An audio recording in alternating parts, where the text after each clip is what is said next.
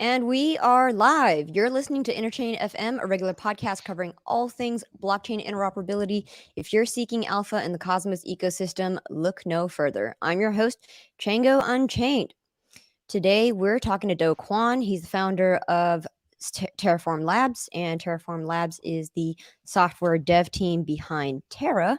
Terra is a Cosmos SDK blockchain that's built with CosmWasm, which is a Rust-based smart contracting language that lets you write smart contracts in the Cosmos ecosystem. Terra is now number 11 coin on CoinMarketCap, surpassing even that of the Atom over the summer. And Terra ecosystem boasts several major applications, including Anchor, Mirror, Chai, UST, and Luna. Do, you need no introduction because most people in the Cosmos ecosystem probably already know you. But for the newbies in the Interchain FM listeners, Do is an early Terraform. Sorry, he is an early Binance Labs recipient who incubated Terra. That was in like 2018, right? And Do received a computer science degree at Stanford, and he was named Forbes 30 under 30 in Asia. Welcome to the show, Do. Thanks for having me. All right, so we want to talk about. We started the show off by talking about dog shit coins on Luna, so maybe we want to talk a little bit about that. What's going on there? Yeah, so just over the past month or so, there's been a lot of dog coins pop up. So the first was, I think, maybe in like March of this year, there was something called Moondog coin that popped up, and it was using like my dog, which I've, Your dog. brought onto. Yeah, so I have a little Maltese, and then I brought it on to like some podcasts and some videos, and then people just took a picture, photoshopped it a little bit to make it look crazy, and then yeah, so he became like Moondog coin. So that one didn't do well, but like some of the ones that are live now, there's like Terra Floki, there's let's see, Dogecoin. Basically turned me into a dog. Yeah, there's a cat coin called Meow. Is Wolf Doge available for a cameo right now? No, so he's with my mother-in-law at the moment, but not immediately at this time. But there's a lot of dog coins.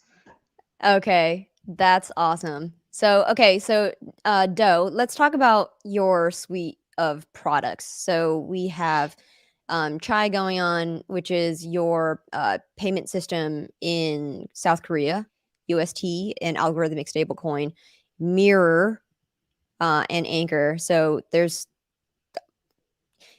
most notably is UST, which is a major algo stable, and you guys have had 3 billion in notional USD value in circulation for that coin. So I think we want to talk about that for the bulk of the show, because there's been a lot of conversations on Twitter, especially with there was like a Hasu tweet, as well as a like Ryan Watkins has been talking about it a lot.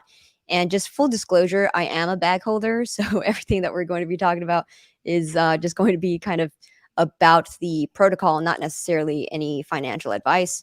So yeah, let's talk about that. UST, the algorithmic stablecoin, how does it maintain dollar peg using Luna as collateral? Yeah, so Terra's stability mechanism is pretty simple. So at any given time, you can swap 1 Terra USD for $1 worth of Luna, in which case the protocol simply mints $1 worth of Luna to give back to the sender. And it can always mint 1 Terra USD by burning $1 worth of Luna.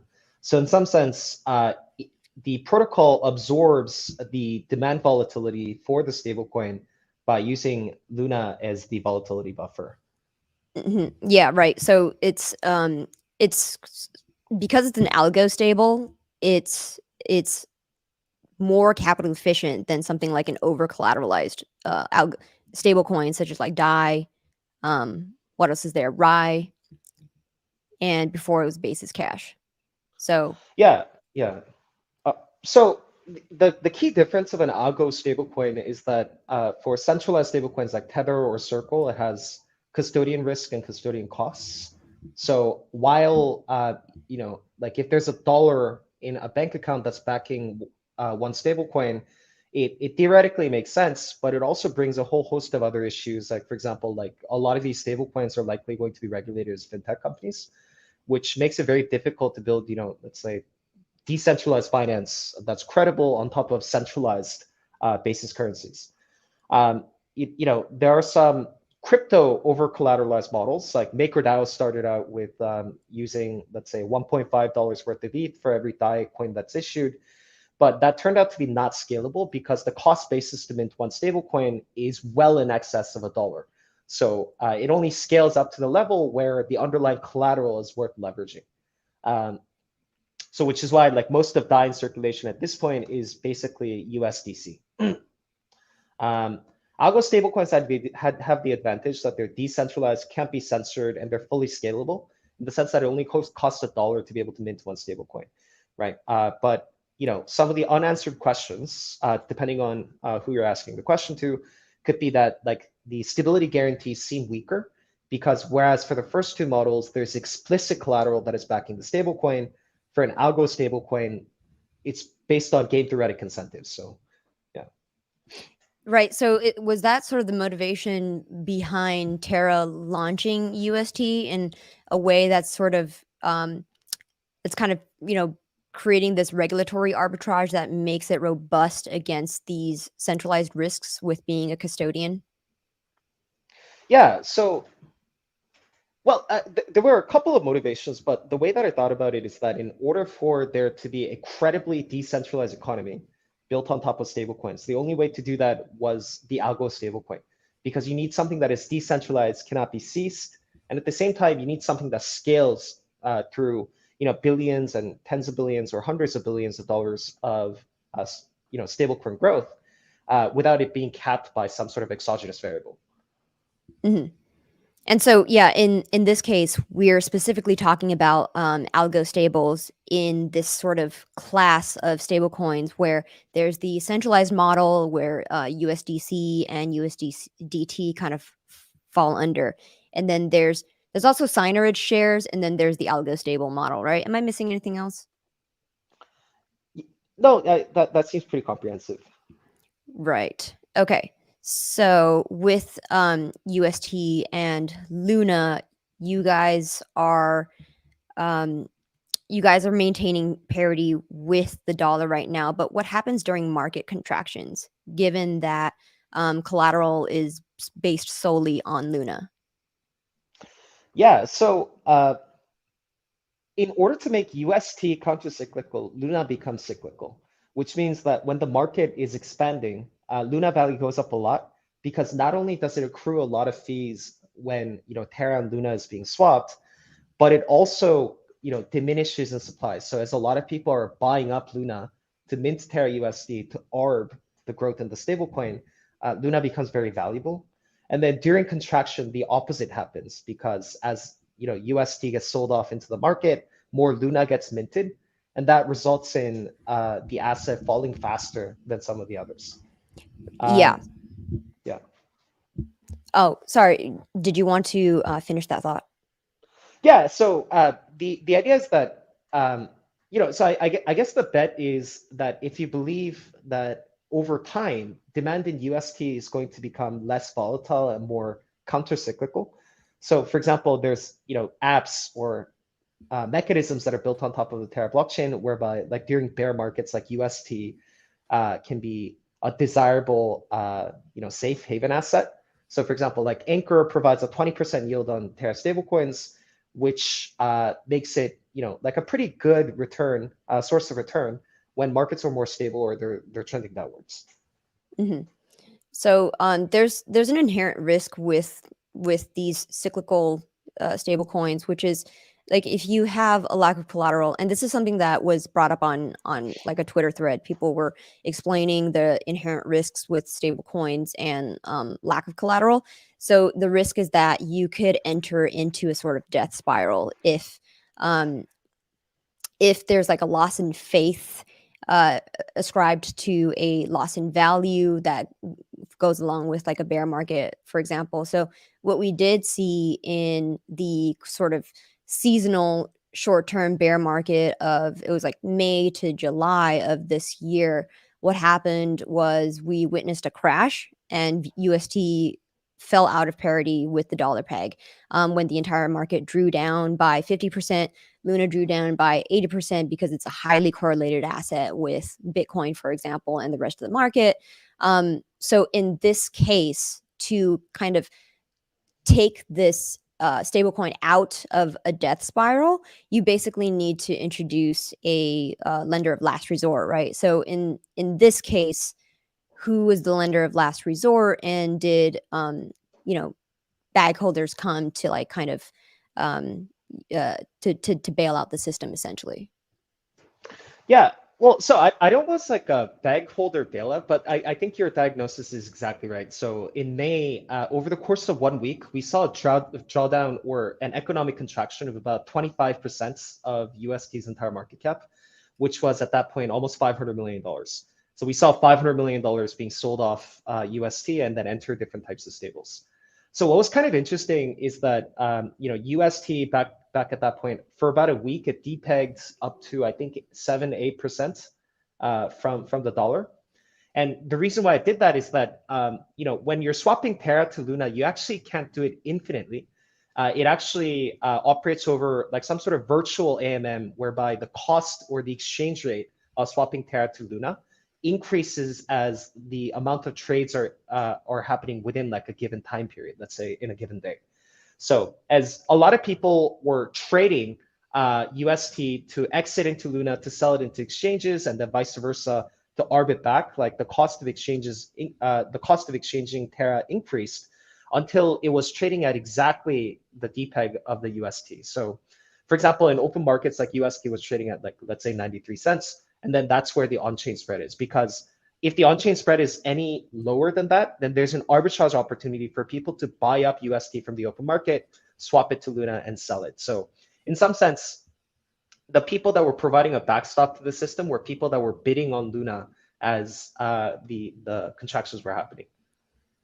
I see. So when the people were bidding on Luna, they had a longer term market perspective on the value of Luna, and therefore they were buying it up at that time. Yeah, I think the term is like catching a falling knife. Yeah. That's Yeah. right. Yeah. So yeah, like when markets were like dropping, 60%, people were thinking, is this the bottom, or 70% and 80%? I think we fell up to like 82, 83% from all-time high. Right. And then it's since shot back up because there's been a lot of like fundamentally valuable developments ever since, right? Right. Which includes like UST partnership with different stablecoins like Abracadabra. I want to talk about that later. And UST listing on Osmosis with requisite liquidity mining incentives, right? So as far as I know, Osmosis is the first DEX in the Cosmos ecosystem that UST is listing pairs with, right? You're creating a base pair on that AMM. Yeah. Yeah. Can you talk more about that? That's very exciting. And our listeners. Yes. So the way that I think about it is that Cosmos is well positioned to, sort of like a bridging layer across lots of different blockchains, right? So at this time, I think most of the largest ecosystems, there's a team or another that's working on IBC clients to connect to Solana. Somebody's working on it with the Polkadot ecosystem. I think it's Course One. So I think that means is that there's a large market opportunity for an interchain DEX to exist in the Cosmos ecosystem. And for various reasons, I think Osmosis has a really good shot of being that DEX. And the way that I think about it is that for these DEXs, generally, it has two core currencies. It has one, the native asset of the ecosystem, which in this case, I think is going to be Osmo. And second, there's a room for a stable core currency. And we have full intentions to help Terra UST become that core currency. So what that means is I think Osmo would find price discovery as it accesses the core currency across things like Bitcoin, like Solana, all the coins in the Cosmos ecosystem. And then for UST, it would be like stable trading right? So if you have a dollar basis, you would mainly trade based off of that. All right. So what it sounds like to me is the sort of market that Terra is going to corner is on stables and stable swaps. And then the niche that Osmosis seeks to fill is the interchain DeFi AMM that complements Terra's vision for a future roadmap. Yeah. So, I first of all, I wanted to clarify that given that Terra has lots of different things, people sort of think about us as like a general purpose layer one or a smart contract platform. But actually, like how this happened is pretty funny. So like we just added Cosmosm because we wanted to build, Mirror, and that was literally the only reason why we did it. The reason why we built TerraSwap was because we needed an AMM, right? And yeah, so we built Mirror, we built Anchor, and then that sort of led lots of developers to build on top of the ecosystem. But really, the focus that we've always had at Terra is our stablecoin. So the way that I think about it is that the core focus of the Terra ecosystem is to make sure that there's one product, which is Terra UST, and that there are lots of use cases of this Terra UST across lots of different other ecosystems, right? So I think it makes sense for us to focus on like UST becoming a quote currency in Osmosis, and like Stater and the Solana ecosystem, like Uniswap and Curve on Ethereum, and so on and so forth. Right. Well, a stable coin is a really core DeFi primitive that all other DeFi money Legos have to be built on top of. So that's kind of addressing like the first phase before the ecosystem explodes into other DeFi products. Yeah, absolutely. I want to bring up something funny, which is okay, on Osmosis Prop 55. Did you read Prop 55? Yeah, I read that. Okay, so for those of you who did not see Prop 55 on Osmosis was a kind of it was some community members who thought that listing UST would expose Osmosis to greater regulatory risk than it otherwise would not have, and they called UST stripper dollars. So I thought that was really funny. That gained notoriety on Twitter for a couple of days. Yeah. What were your thoughts about dollars? The stripper dollars, in that it's only redeemable for like a specific strip club. Therefore it's kind of like dollary dues. It's like fake money or like Disney dollars. But in your view, because you've created this decentralized algo stable, that's not really the case, right? Because there's an argument to be made that it is more robust than the centralized stablecoins, but then at the same time there's like the counter argument, which is people kind of have more faith in the custodial, potentially regulated one rather than one that's kind of algorithmically determined. Yeah, so I think at this point, like for example, even for Tether, like a lot of people have accepted that like the transparency in the reserves and deposits is something that we're getting. And I think the Tether team is doing a really good job of that. But it actually doesn't even matter if Tether is 100% backed, because Tether at this point is so large that not accepting it would be would cause sort of like a huge blow to the overall crypto ecosystem, right? So with an algo stablecoin, you get a lot of benefits that arguably make it necessary for DeFi to exist. Right. So if you accept that a scalable decentralized stablecoin needs to exist, right, then I think embracing UST as the largest algo stablecoin is pretty good. And right now, yeah, it could be stripper dollars, right? And what's wrong with stripper dollars? But I think the point is, as this ecosystem matures and Terra UST becomes a safer and safer asset, there's more people that are holding it. There's more infrastructure players that support it. Then in that case, the stripper dollar is no longer, right? Well, what's the difference between like monopoly dollars and the actual dollar, right? There's more people that choose to consider it money. And I think over time, that's going to happen, which, yeah, and over the last year, we've made lots of progress. Right. So what Doe is basically explaining is the idea that once a stablecoin has reached escape velocity, essentially being this sort of critical component that allows exchange and has high utility in the ecosystem, it kind of enters into this virtuous cycle, similarly to Bitcoin, where the faith in the system is is totally backed, right? And there's no returning. Like it's not going to spiral into oblivion, and it's really going to be hard to to kill, basically. Right.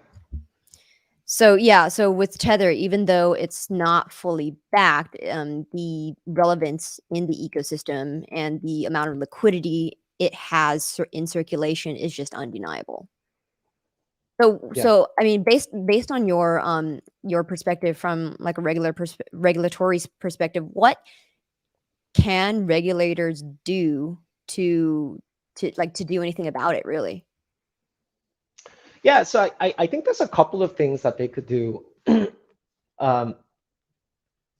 With the Terra, it's easier to use a stablecoin if a lot of desks and exchanges and custodians deal with the stablecoin, right? So one of the reasons why Tether is so popular is because it's really hard for a new and upcoming stablecoin to reach parity with the types of deep liquidity and infrastructure that it already has, right? So one of the things that it could do is that it could sort of pressure a lot of those custodians and other agents to stop dealing with a particular type of currency, as it's done with privacy coins in lots of different jurisdictions. But I don't really think that's going to happen, right? And even if it does, I think it's going to come from a smattering of jurisdictions, because I think the goal is to get to a state where there's like literally no centralized party.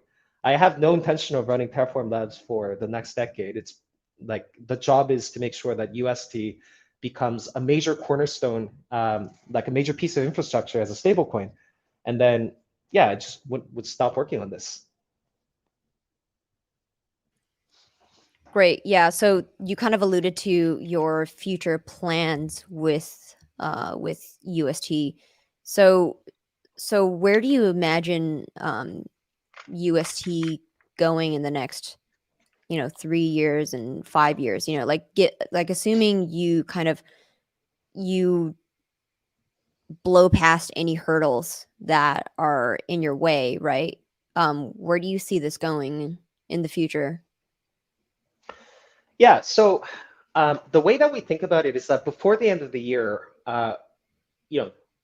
just due to like a few things that will happen, I think in terms of total market cap, UST will flip die, right? And I think that's going to be a symbolic moment, because Why do you think that? Well, so there's going to be like a couple $1 billion of UST that's created from the community pool, and these billions are going to be used for specific purposes, so already earmarked. So number one, like about $1 billion is going to go to fund Ozone, which is a smart contract insurance protocol. We actually have an announcement coming next week where we have a really exciting team that's going to be running that.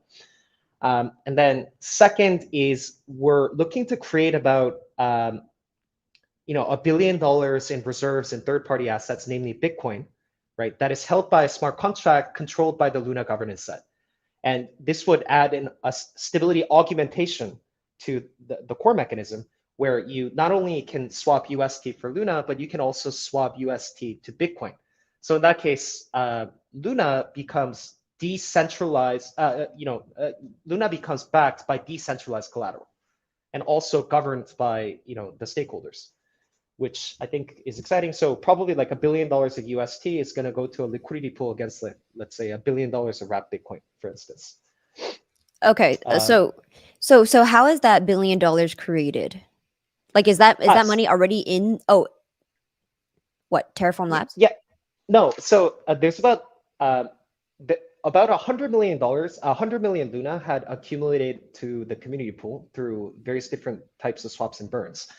So we're proposing. Oh, sorry. We made sorry. Just to get like more of a background in here. It's so when Luna is burned, is it like completely just burned, removed, and the supply is removed, or is it funneled into a community pool? So prior to Columbus 5, we had a mechanism whereby when Luna was being burned, some portion of it was going to staking rewards, some portion of it was being burned, and some portion of it went to the community pool. Now, the amount that was going to the community pool was not large, but given that Luna price went up a lot, 100 million Luna is now a lot of money, right? So what we're proposing to do is that we're proposing to take 90 million Luna, swap it to UST, and use it to fund sort of stability and insurance initiatives across the entire network. Now, I think having $1 billion in smart contract coverage is going to be very attractive. It's going to cover about, like 10% of TVL.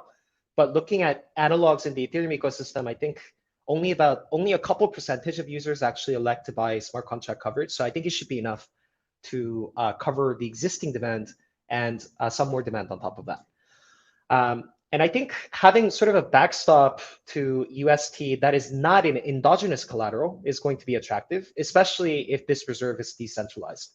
So earlier in this conversation, we talked about how Luna becomes highly cyclical during Terra contractions, and having like Bitcoin as collateral would not only scale up the reserve as Bitcoin value goes up, but I think it's also going to be an important backstop when the Terra economy is contracting and people are worried about whether it's going to have sufficient reserves to be able to absorb all of that contraction.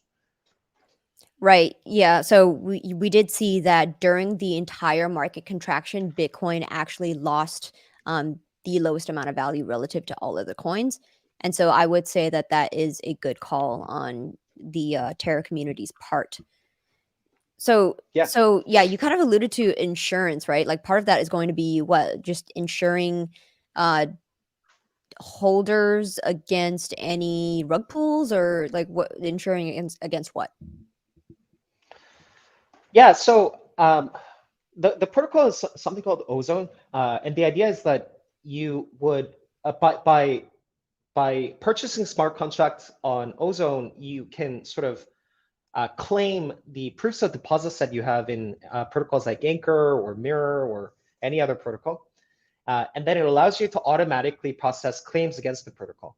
So for example, if you make an Anchor deposit through this protocol, so in that case, like you can stake aUST against Ozone, and then Ozone is going to give you smart contract cover. So for example, if the underlying UST disappears, it's going to give you a right to the claim of a commensurate amount of UST in exchange for a fee.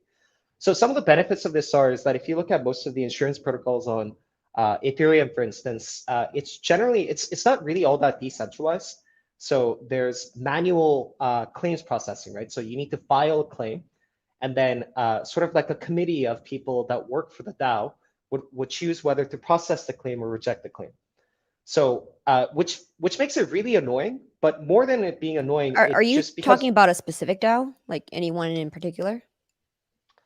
So Nexus Mutual, I think, is one of the major ones. So there are a few that do it automatically, which is fine. But I think there's still a lot of manual claims processing and that happens.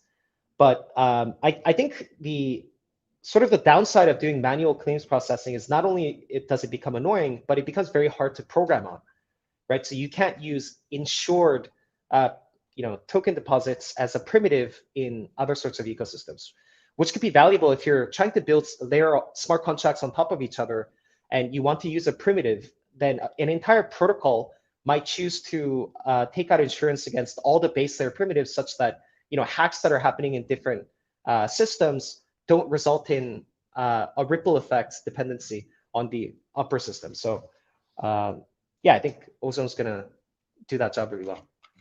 Okay, so that tells me that you've been thinking about some possible like secondary and tertiary effects of having like an interchain DeFi system where, let's say, people are swapping on different chains, and then potentially someone equivocates on one chain, but it's already been kind of like processed and finalized on another chain. Therefore, these things happen, and you got to have insurance for that as like a mitigation. Yeah. So one of the really attractive things could be, what if there was an aUST token? Now, this is an aUST token that is earning a yield on Anchor, and it's also insured by Ozone. So UST peg risk and Anchor smart contract risk is hedged. So in that case, if you have this aUST primitive, it becomes really attractive because not only is it yield bearing, so it's inflation resistant. In fact, it's inflation decimating, but at the same time, it's fully insured. So in that case, it almost becomes a better quote currency than the actual UST itself. I like that. That's a good primitive for a yield aggregator, I think. Right. Okay, so purchasing smart contracts. What was that? What does it mean to purchase a smart contract? Oh, I meant smart contract cover. So Oh, coverage of smart yeah, contract risk. right. So aUST becoming like 19.5% yield bearing, and then Ozone would have a dynamic price, price discovery model like via like some internal AMM. But let's say that it's like 2%. So in that case, aUST, if a protocol chooses to use this as a base layer primitive, would be a fully insured yield bearing stablecoin derivative on which you can build lots of really interesting, cool things. Very cool. Where is this going to be available? So we're pretty much done, building Ozone. It's going through, smart contract audits itself. And given that it's an insurance protocol, we're getting multiple. And I think it should be going live end of November type of timeline. Okay, very exciting. Yeah. So, all right. So, just as a brief primer, can you talk about what was included in the Columbus 5 upgrade? Because that was kind of a watershed moment for Terra, right? Can you talk about that? Yeah, so first is we drastically simplified the economics of Terra and Luna. So before, when Luna was being burned to mint Terra, some portion of it was going to reward stakers, some portion of it was going to the community pool, some portion of it was being burned. And then the ratio between all these things was being dynamically calibrated by the protocol. So super, super complicated. People didn't get it. So we made things super simple, whereby when you swap Luna to Terra, all of it becomes burned. And then only the swap fee between Terra and Luna goes to staking rewards. So in that case, the economics of Luna becomes very simple. If more Terra becomes minted, more Luna gets burned, and all the staking rewards that are going to Luna come from network fees. So I think that becomes easier to memify. Second, we integrated IBC. So yeah, and we're actively making efforts to get UST more adopted in various different parts of the Cosmos ecosystem, like Osmosis. We're looking at different ways in which UST can become sort of like a purchasing pair or a quote currency, and other places like, let's say, for example, Secret or ACashNet, for instance, which I think is going to be cool. And then also, like, we released a few different, bridging projects outside of the Cosmos ecosystem. So for example, Wormhole now connects Terra to Solana, and UST is becoming some of the most liquid pairs in places like Statter and Mercurial, which are the leading DEXs in the Solana ecosystem, as well as Serum, which is, like Alameda's thing. And also, like, we're ramping up some incentives and, more integrations in the Ethereum ecosystem with players like Magic Internet Money. Magic Internet Money. Yeah, I want to talk about that. I am super memed into that because they're called Abracadabra, and their token is called MIM Magic Internet Money. And so they've just launched a stable coin, right? And that it's going to be collateralized by UST, right? Am I understanding that correctly? With aUST. Oh, with aUST. So Abracadabra UST. It's Anchor UST. So, Anchor. so it's like a primer. How Abracadabra works is that Maker only works with non-yield bearing collateral, like ETH, or it could be like the Aave token, or let's say the comp token. Abracadabra flips that model, and all the collateral that it uses are yield bearing on places like Curve, where it could be DeFi primitives. And with UST, it's going to use aUST as collateral. Got it. And it uses aUST because the aUST is like generating 20% yield on Anchor, right? And then because and then what you could do with that is take out a loan in Magic Internet Money, use that to swap, is it 1-to-1 to UST? And then use the UST in the market to go and buy more aUST. Right. And then so what that allows you to do is compound yield on top of yield on top of yield. Yeah, so that's exactly what's happening. So yeah, you can actually get up to almost 100% APR by levering up on Anchor and Magic Internet Money, so which is really cool. Yeah, I want I yeah. want to like slap a label on you, like Doe the Degen DeFi King, because you know how to just like help people figure out ways to just like make shit ton of money. That's what's Yeah. going on. And another thing that's happening with Abracadabra that's really cool, and I was talking about this with Danielle, but with Magic Internet Money, the problem is that they have difficulty scaling on the upside, right? Because it's an over-collateralized stablecoin. So the amount of Magic Internet Money that people want to create is bounded by demand for leverage on yield-bearing tokens.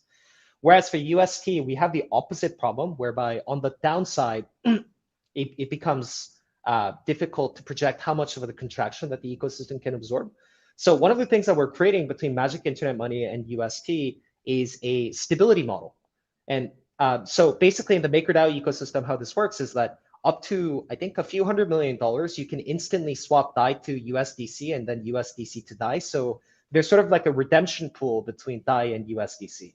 That's one of the ways in which DAI can scale so well, is because there's like an underlying pool of capital whereby like when there's too much demand coming for DAI, then USDC can help to absorb some of it. So we're creating a similar stability model between MIM and UST.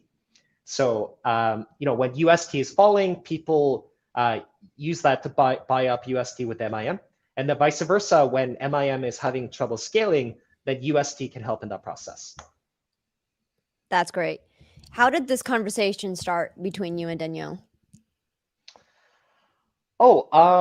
Just randomly on Twitter. Like in the beginning, I didn't know like he was working on a stablecoin, and then I was just like chatting with him about something else, and then it turned out that he was working on things like Popsicle Finance and Abracadabra, and I think the last one is Time on Avalanche, which is an Olympus.org.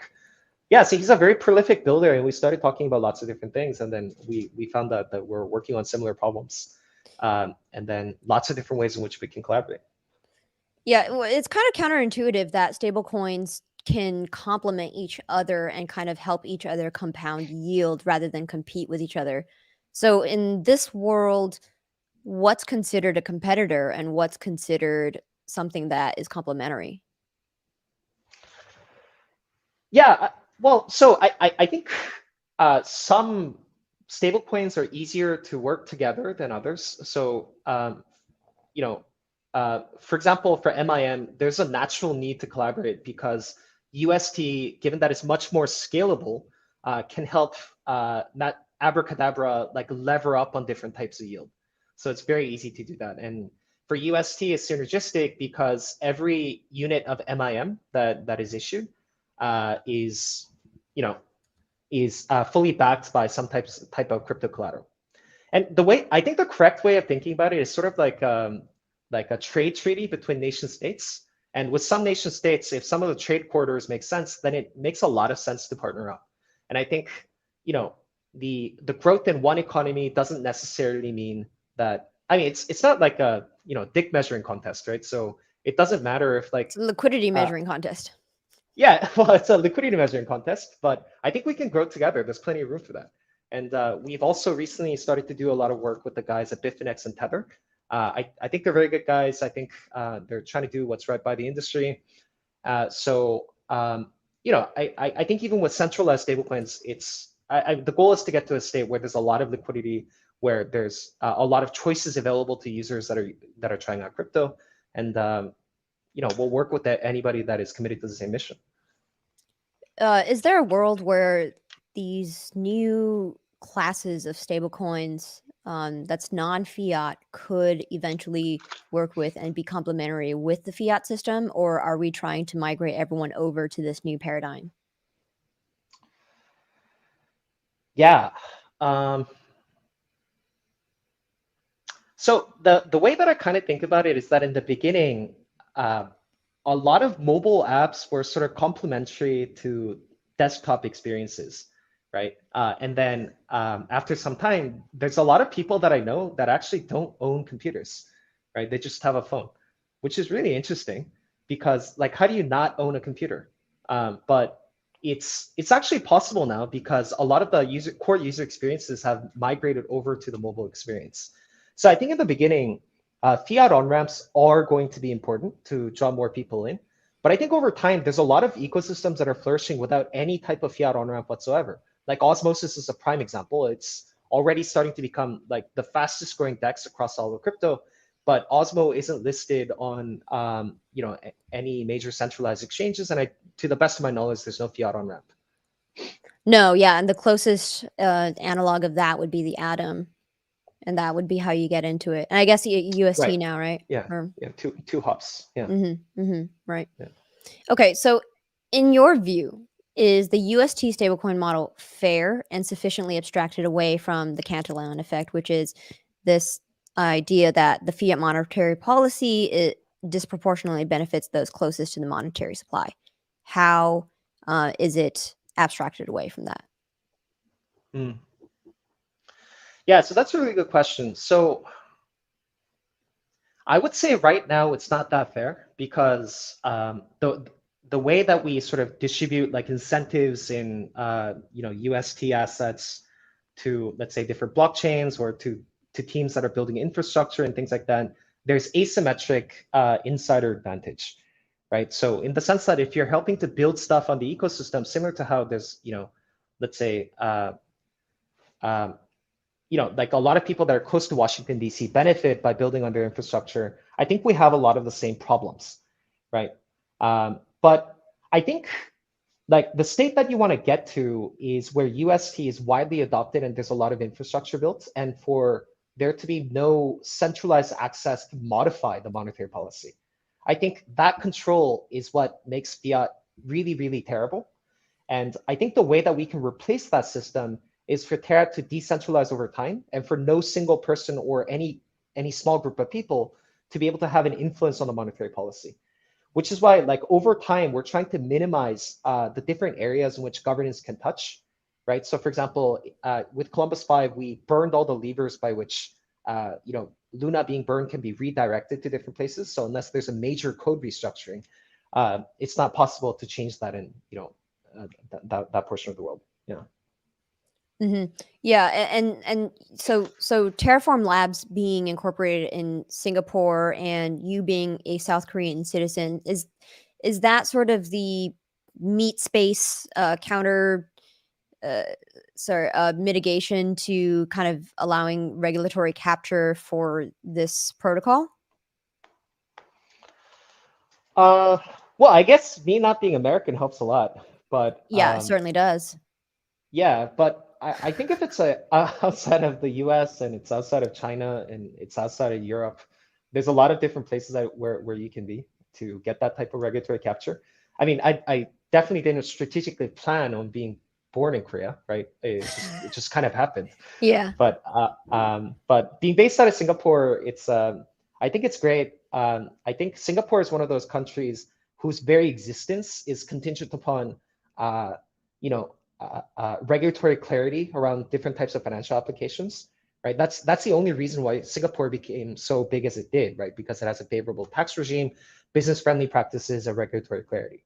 So I think it's going to be a sort of a safe haven or home for lots of crypto companies over the next decade. And yeah, we're very happy to be there. Yeah, right.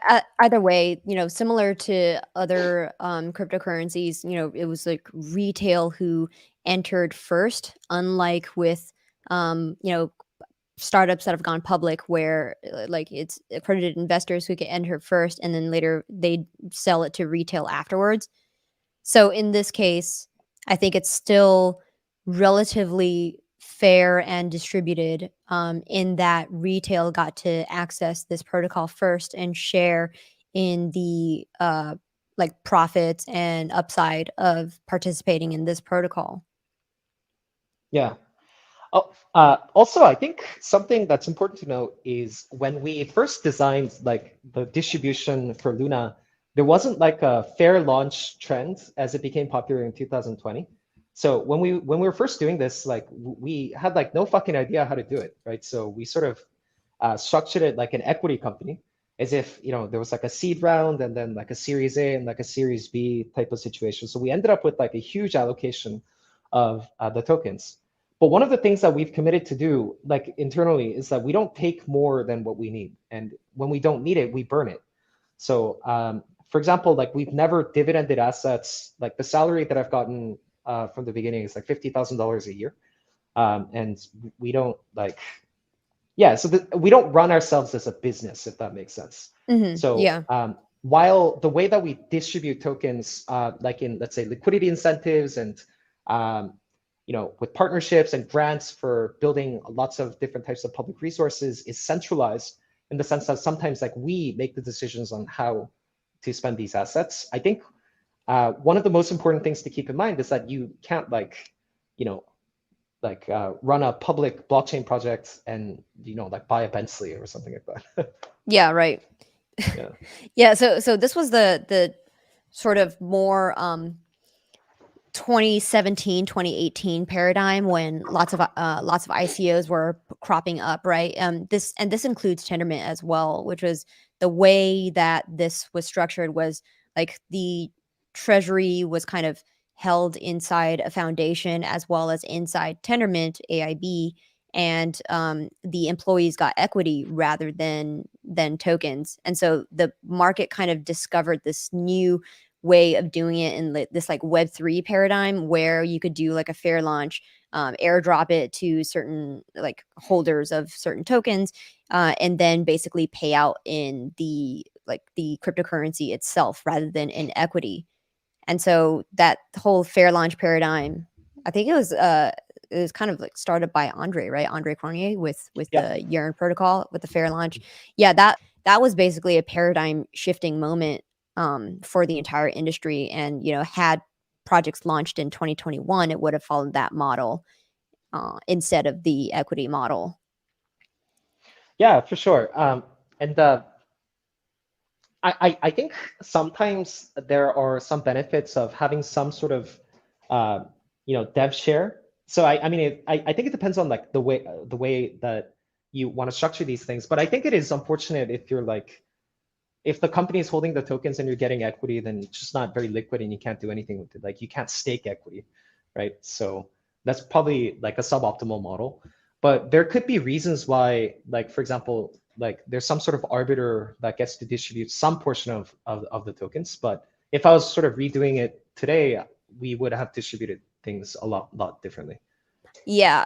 So I actually thought of this idea for creating like liquid equity, basically tokenizing equity. So like I don't know how viable this is from like a regulatory standpoint. So like if you had equity in a company and if you tokenized it, could you use that as collateral for like a stable coin? What do you think? That right? That would be better because then let's say, you know, if you had to like exercise some options, there would be a taxable event. And then if Mm. you were able to tokenize that, put it up as collateral, get a stable coin out, and then you wouldn't necessarily like, you know, pay taxes on the capital gains because you're getting a stable coin out. Mm. What do you think? I mean, it sounds like a good idea. I don't know how the IRS would feel about that. I know, exactly. So that Yeah. that idea might just be like squashed before it ever, you know, breathed life. But Right. Yeah. yeah. Anyway, so we covered a lot about stable coins and, you know, like Do Kwon's version of the algo stable. What do you think is going to be the long-term viability of stable coins? Like, do you think there's going to be one model that ultimately wins out and like the industry converges on? Or do you think it's going to be kind of similar to what we're seeing right now, where there's just like centralized stable coins, algo stables, and like maybe some sign-rich shares versions? Yeah. So if you actually look at like the global financial system, we're actually not, you know, transacting in legal tender. It's generally over private banknotes or notes of guarantee, right? So for example, like when a clearinghouse accepts, you know, payment instructions or wire instructions, they're actually not getting physical delivery of cash or a digital representation thereof. They're just getting a guarantee from, let's say, Standard Chartered or Wells Fargo saying that we guarantee that this client wants to send somebody else this much money. Can you do this for us, right? And I think similar things going to happen to crypto, right? So I think there's going to be algorithmic stablecoins. There's going to be CDP-based models. There's going to be centralized stablecoins. I think the market will consolidate over time. But I think there's going to be, like CBDCs and centralized stablecoins and decentralized stablecoins all playing a somewhat distinct and different role in the up and down the crypto stack. So for example, for on-ramps and getting people into crypto, I think CBDCs and centralized stablecoins are going to be easier to do. And I think most of these things are going to be regulated as either banks or fintech companies. So there might be some KYC or freezing account details and things like that. And I think there's also going to be decentralized stablecoin whereby it sort of constitutes most of the liquidity and quotes everything across all of DeFi. Well, with regulators looking to rein in stablecoins, as they say, do you think that's going to stymie adoption in the short term? Well, so I think just from parts of the infrastructure that regulators can control, I think it's most likely that centralized and regulated stablecoins are going to find more adoption there. But I think as more people are becoming native to crypto, like spending a lot of time in the ecosystem and getting comfortable with the idea of doing self-custody and managing wallets, and I think over the next 10 years, self-custody is going to be the paradigm, right? Like it's not going to be a question of whether a wallet experience is bad because you're asking somebody to hold on to their keys. I think the infrastructure will soon follow.